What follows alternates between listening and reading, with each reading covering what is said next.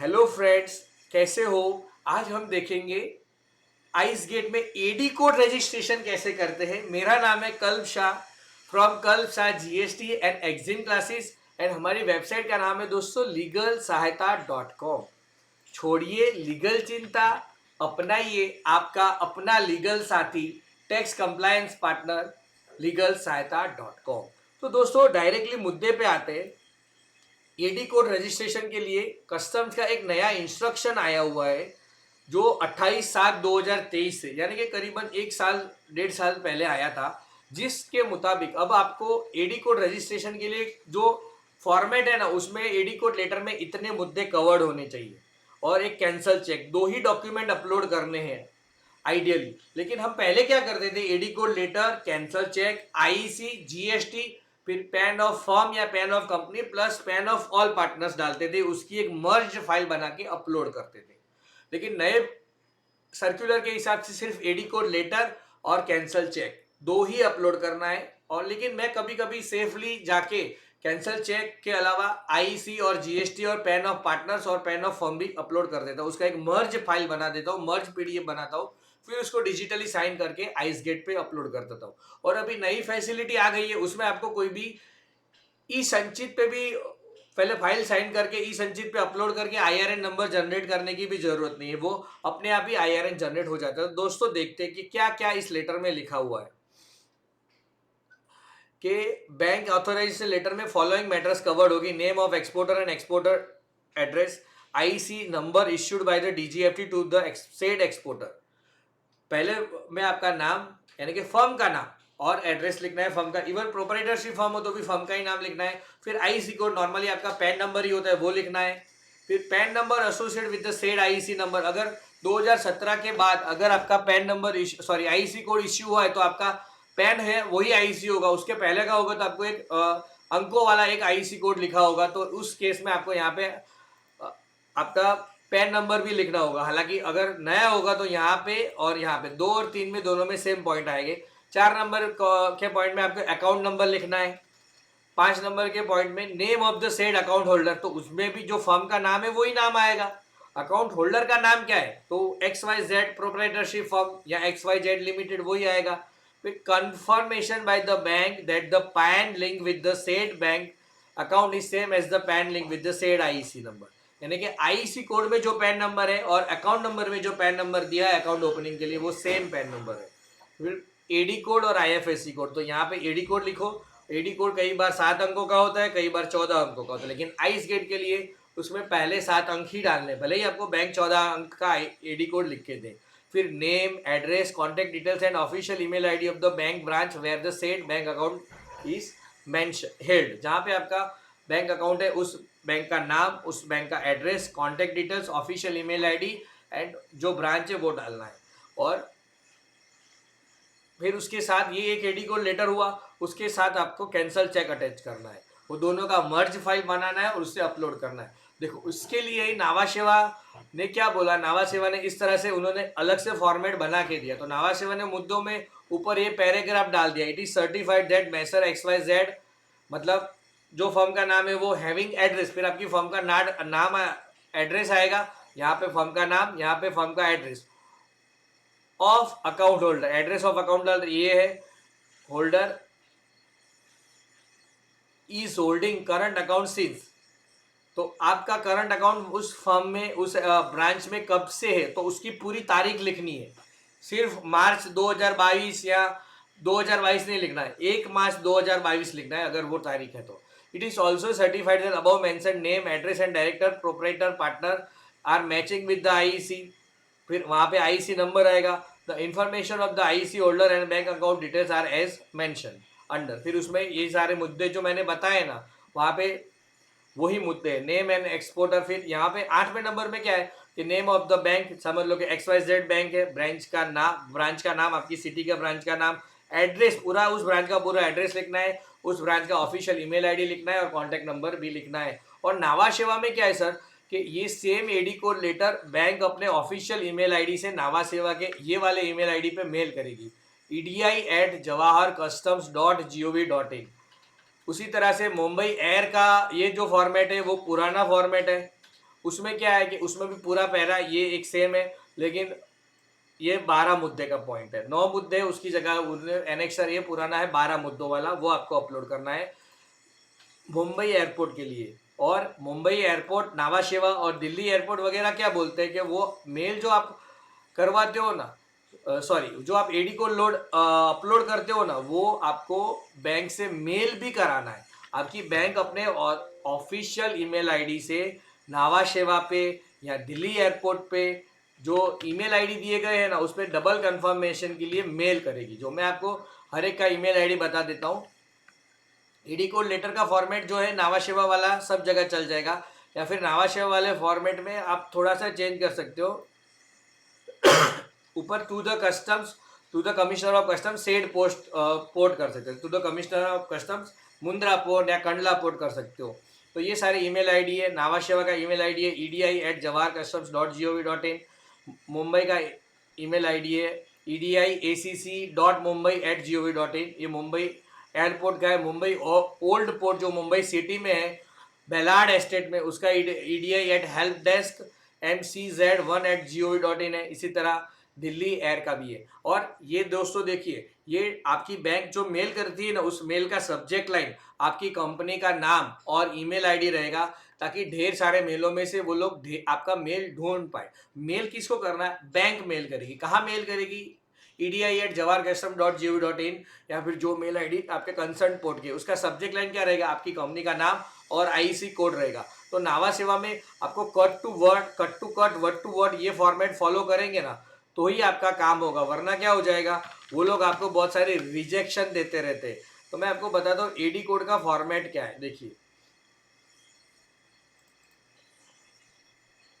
ये है नावा सेवा का फॉर्मेट। मैंने एक डमी नाम लेके बनाया हुआ है, तो आप इस तरह से देख सकते हो।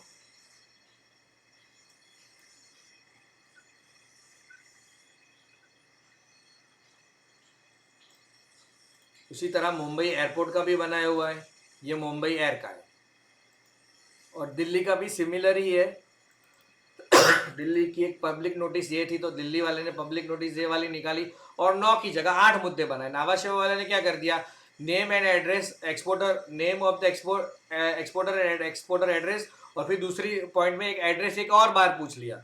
लेकिन दिल्ली वालों ने 9 की जगह 8 करे और सेम टू सेम पॉइंट है, और उनको मेल भी कराना। उन्होंने दिल्ली का ये रहा ईमेल आईडी acccru.delhi@icegate.gov.in मेल करना है। अब आपको डिजिटली साइन कैसे करना है वो दिखा देता हूँ। डिजिटली साइन करने के लिए सबसे पहले आपके पास जावा होना चाहिए। वहाँ पे जावा डाउनलोड करने के बाद कॉन्फ़िगर जावा बटन दबाना है। कॉन्फ़िगर जावा बटन दबाने के बाद सिक्योरिटी में जाना है, वहाँ एडिट साइट लिस्ट करना है। एडिट साइट लिस्ट करने के बाद आइस गेट का जो ये होम पेज है, उसे उस एक्सेप्शन लिस्ट में ऐड कर देना है। यहाँ पे ऐड बटन दबाओगे। ऐड बटन दबाने के बाद यहाँ पे आपका वो जो वेबसाइट है उसे ऐड बटन दबा देना है। फिर यहाँ पे ओल्ड वेबसाइट और न्यू वेबसाइट पे भी जाना है, तीनों ही ऐड कर देना है, क्योंकि तीनों का एड्रेस थोड़ा सा डिफरेंट है। न्यू का है foservices.icegate, तो वो यहाँ पे डाल देना है और यहाँ पे आपका ऐड हो गया। फिर जावा अगर आपके में इंस्टॉल नहीं है तो आप गूगल में लिखो जावा डाउनलोड, तो आपका जावा डाउनलोड हो जाएगा। फिर उसमें सिक्योरिटी में यहाँ वेरी हाई नहीं लेकिन हाई करना है। एडिट साइड लिस्ट में आपको आइस गेट की तीनों वेबसाइट ऐड कर देनी है। एडवांस सेटिंग्स में आपको इस तरह से सेटिंग करना है। डीबगिंग और में इस तरह से कोई भी टिक नहीं करना है। जावा कंसोल में hide console, default Java for browsers में मोजिला आप सिलेक्ट कर सकते हो, नहीं सिलेक्ट करोगे तो भी चलेगा। बाकी शॉर्टकट क्रिएशन में आस्क यूजर इफ अनट्रस्टेड,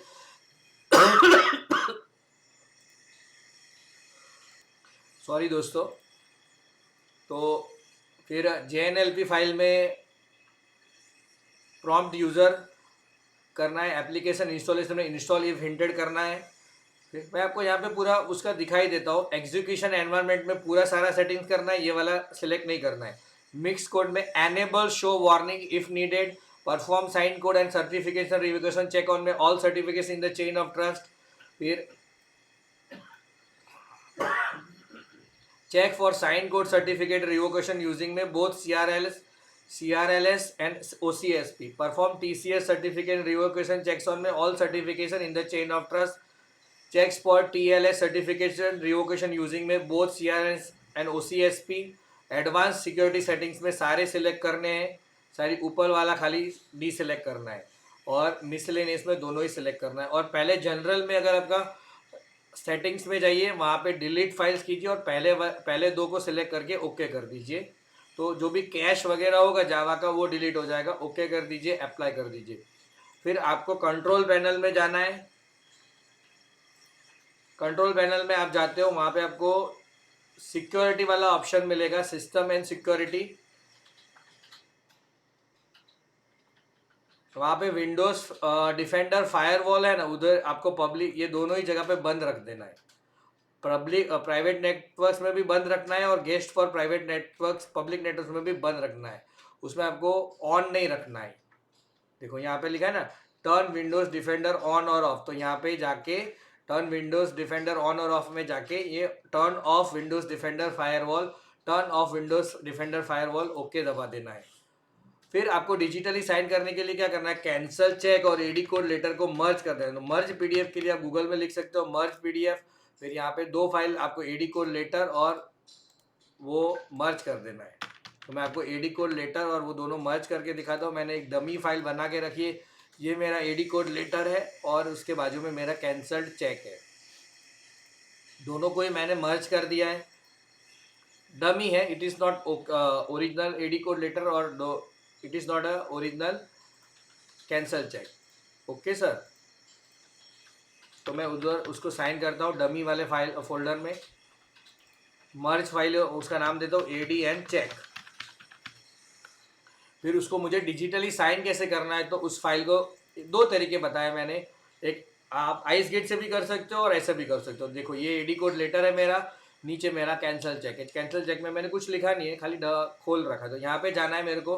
अगर आपको एडोब से साइन करना है तो सबसे पहले क्या होगा, एडोब से करो या आइस गेट से करो। ये सबसे पहले आपका जो पेन ड्राइव होता है ना, पेन ड्राइव के ऊपर एक ब्राउ नाम लिखा होता है। जैसे कि मैं यहाँ पे आपको बताता हूँ, ये पेन ड्राइव, उसके ऊपर लिखा है प्रॉक्स की, यहाँ पे आप देख सकते हो, या वॉच डेटा।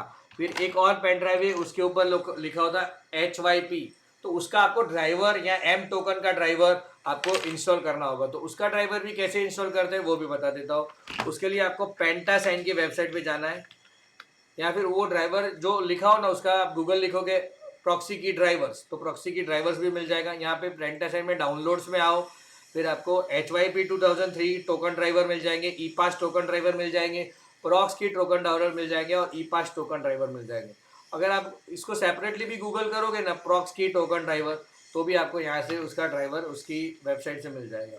फिर उस ड्राइवर को इंस्टॉल करना है और कुछ नहीं करना है, ड्राइवर्स इंस्टॉल कर सकते हो आप। उसके बाद आपको जो मैं बता रहा था साइन कैसे करनी है फाइल को, तो यहाँ पे व्यू मोर में जाइए। देखो यहाँ पे आपको कंफ्यूज कर सकते हैं, फिल एंड साइन में नहीं जाना है।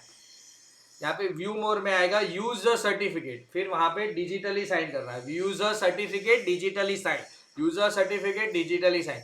फिर आपको यहाँ पे एक चौरस बॉक्स बनाए, रेक्टेंगल, कहाँ पे भी एक खाली जगह मिले वहाँ पे बॉक्स बना दीजिए। और आपकी डिजिटल सिग्नेचर आपके पेन ड्राइव कंप्यूटर में लगी होनी चाहिए, तो यहाँ पे आपको दिख जाएगी। फिर साइन बटन दबाना है। फिर जहाँ पे भी फाइल थी उधर पीछे साइंड आपको मैन्युअली टाइप करना पड़ेगा, और साइंड यानी कि एक नई फाइल बन जाएगी जो साइंड फाइल है। ठीक है, फिर आपको वो पिन डाल देना है जो आपकी पेन ड्राइव का पिन हो, जो डिजिटल सिग्नेचर की का पिन हो। इसी तरह हम दूसरी तरीके से भी साइन कर सकते हैं। इसी फाइल को मैं जाऊंगा आइस गेट में, उसमें ओल्ड वेबसाइट में, उसमें होम पेज में। होम पेज में आपको ऑप्शन मिल जाएगा डिजिटल सिग्नेचर का। डिजिटल सिग्नेचर में आपको ऑप्शन मिल जाएगा click here common signer utility. Common signer utility में आप गए, वहाँ पे PDF फाइल साइनिंग में गए, वहाँ साइन PDF किया। वहाँ पे जो लोकेशन में आपकी फाइल पड़ी है ना, वहाँ पे आपको जाना है।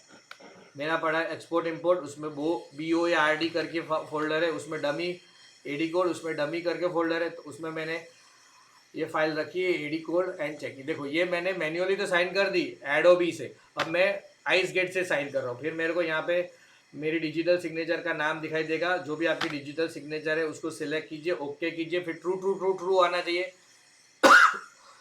उसके बाद आपको एक से जो भी आप पिन है वो पिन डालना है। यहाँ पे लिखा है please install latest version of PKI component, लेकिन ये वो फिर भी आपकी फाइल तो साइन हो ही गई है।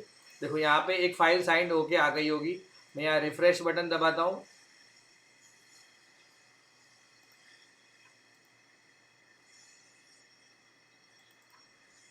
ये तो एडोबी से साइन करी हुई फाइल है।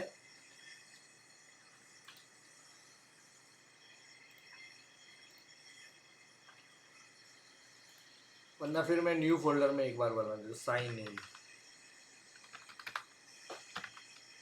यहाँ पे नहीं आई।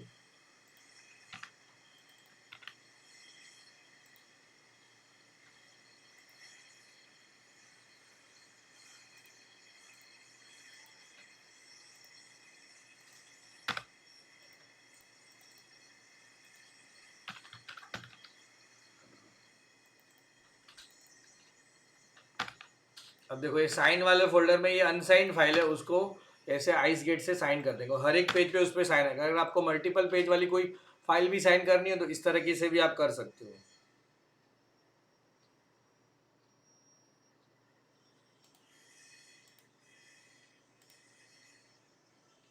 आ गई ना, देखो पीछे साइन लिखा हुआ आ गया और उसकी साइज भी बढ़ गई। 621 का 698 हो गया, तो बाकी के केबी आपके साइन में हो गए। देखो यहाँ पे सिग्नेचर वैलिड और पूरा सिग्नेचर, तारीख, रीजन सिक्योर, लोकेशन इंडिया वगैरह आ जाएगा। हर एक पेज पे साइन आ गई और वो साइंड फाइल को आपको आइस गेट पे अपलोड करना है। अब कैसे अपलोड करना है वो भी देख लेते हैं। पोर्ट कैसे, सबसे पहले तो पोर्ट ऐड करने पड़ेंगे।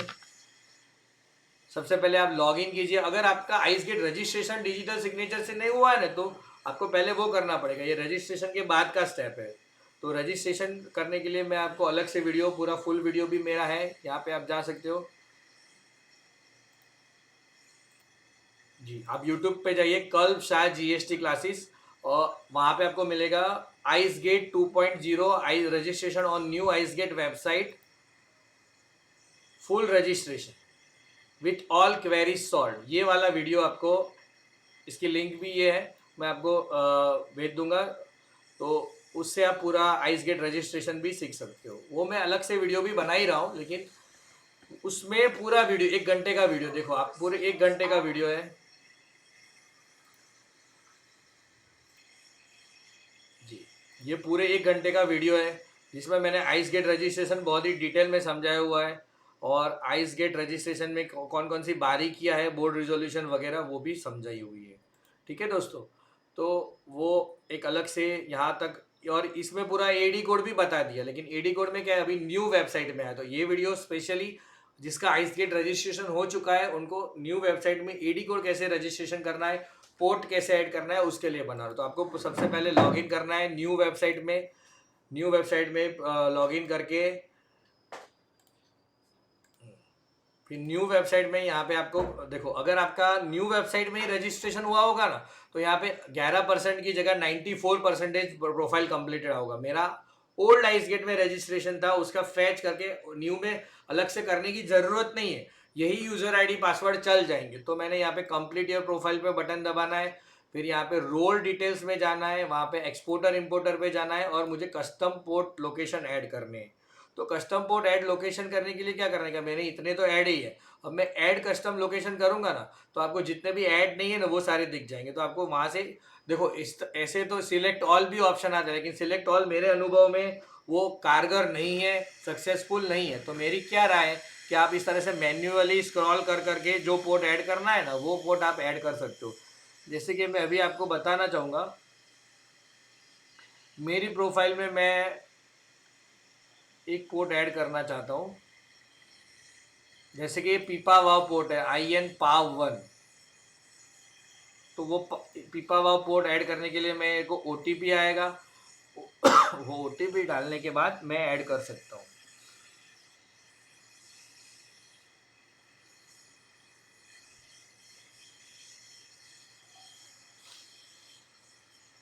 OTP आ गया है, मैं डाल ही रहा हूँ।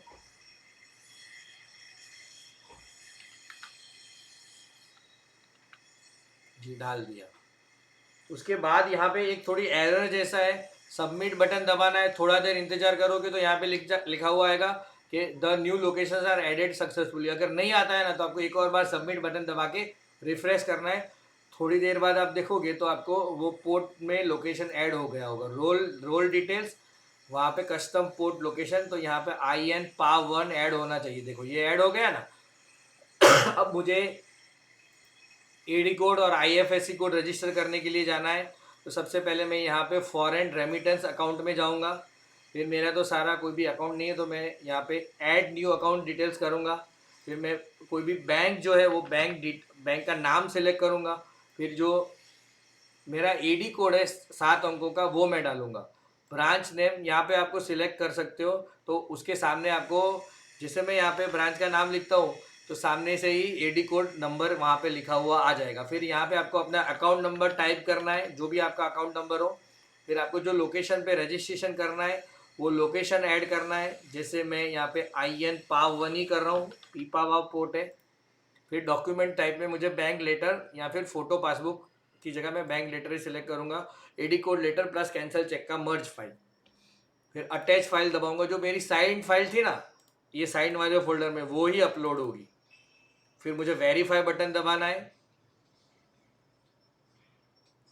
फिर ऐसे घूमेगा, वेरीफाई हो जाएगा, और सबमिट बटन दबा के मुझे ईमेल से OTP, जो मेरा रजिस्टर्ड ईमेल होगा उस पर OTP आएगा। फिर मुझे उस पर OTP डाल देना है। ईमेल पे आ रहा है, इस बार मोबाइल पे नहीं आ रहा है, उसमें मोबाइल का ऑप्शन ही नहीं खुला रखा है उन्होंने।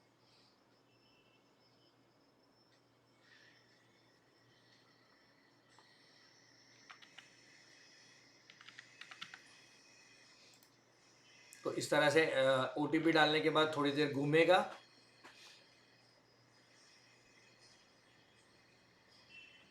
अभी थोड़ी धीरज रखने वाला पोर्टल है, क्योंकि अभी आइस गेट 2.0 नया नया लॉन्च हुआ है।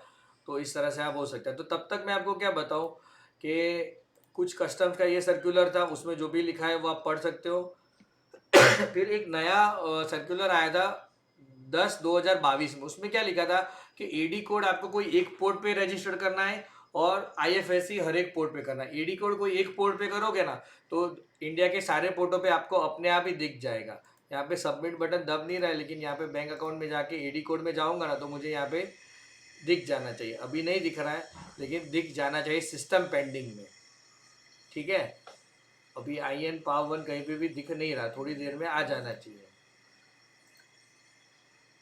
हाँ जी हाँ, इधर ऐसे आ गया ना सिस्टम पेंडिंग, तो वो सिस्टम पेंडिंग हो गया। और फिर मेरे को बैंक अकाउंट डिटेल्स में भी ऐसे जाना है। हाँ, लेकिन AD कोड कोई एक पोर्ट पे ही करना है, अपने आप सारे पोर्टों पे दिख जाएगा।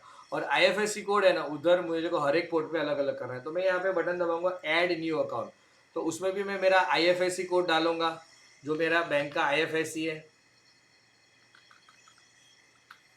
फिर IFSC डाल के गेट डिटेल्स करूंगा, तो अपने आप ही मेरा ब्रांच, कंपनी, बैंक का नाम और सब चूज कर लेगा। फिर मुझे यहाँ पे सारे पोर्ट सिलेक्ट करने हैं जितने मेरे प्रोफाइल में ऐड होंगे ना।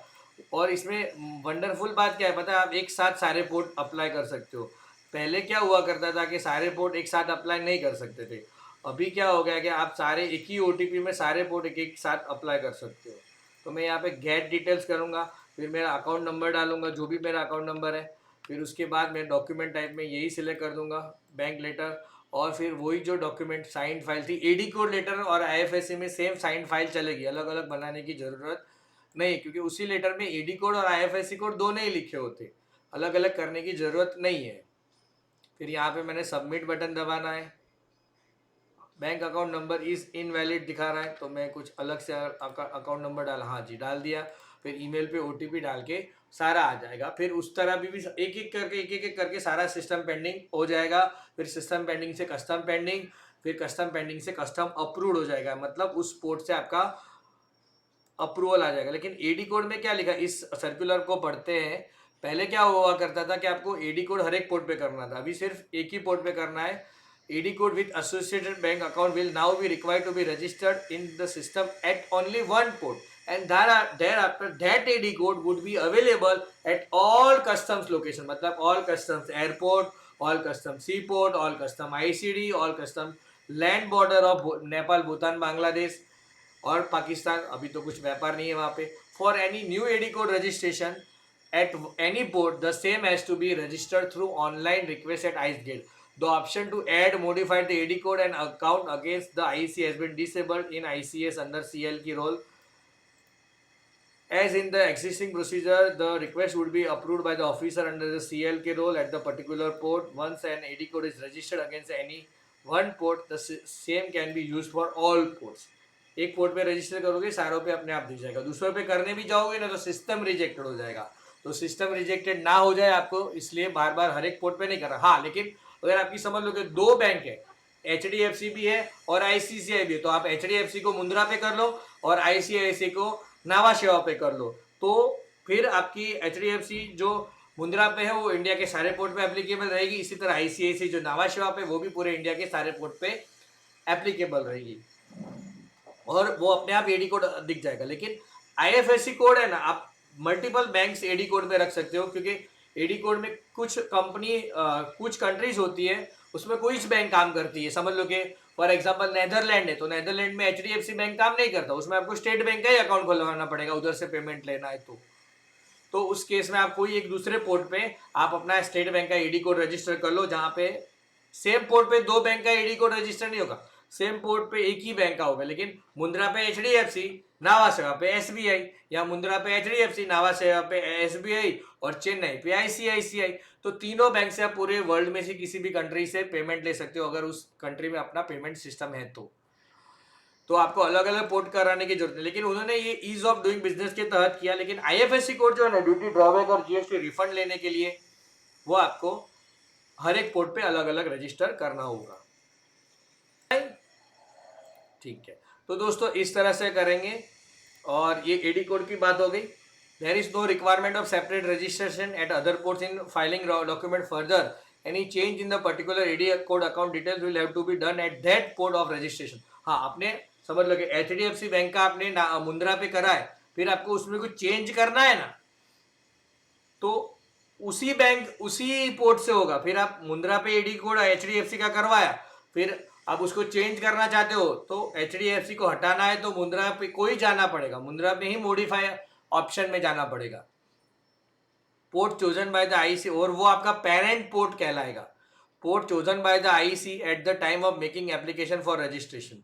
Further, there can be multiple AD codes associated account registered against an IC, यानी कि आपके पास मल्टीपल AD कोड, जैसे मैंने बताया कि मुंद्रा पे HDFC, नावा शेवा पे SBI, चेन्नई पे ICICI। No changes have been made in this regard. ठीक है, तो ये एक अपडेट आया था जो मैंने आपको बता दिया। Further the existing and associated, ठीक है, ये कोई खास नहीं है।